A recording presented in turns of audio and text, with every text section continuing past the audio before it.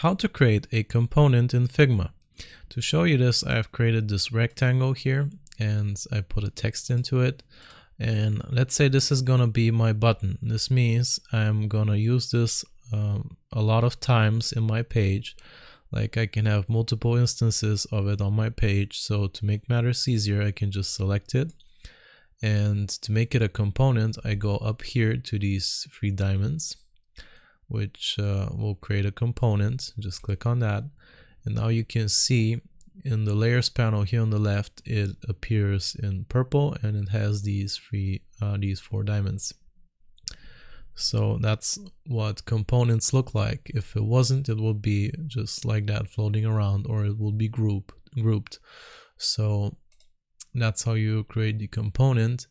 And now if I want to create an instance of that, I can just click and hold Alt on my keyboard and drag it out like this while holding Alt, and it will create an instance. This is not the main component, this is just a copy of it basically. So I can also rename my main component to, say, like.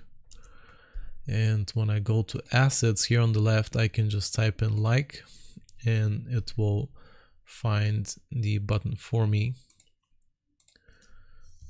If I type it in like this, I can just drag it out onto the screen and use it as many times as I want to.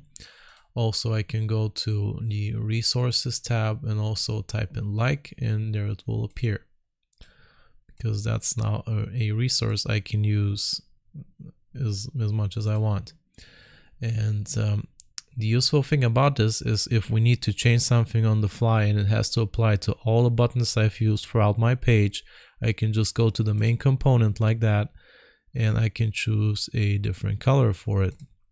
For example, maybe make it this red color.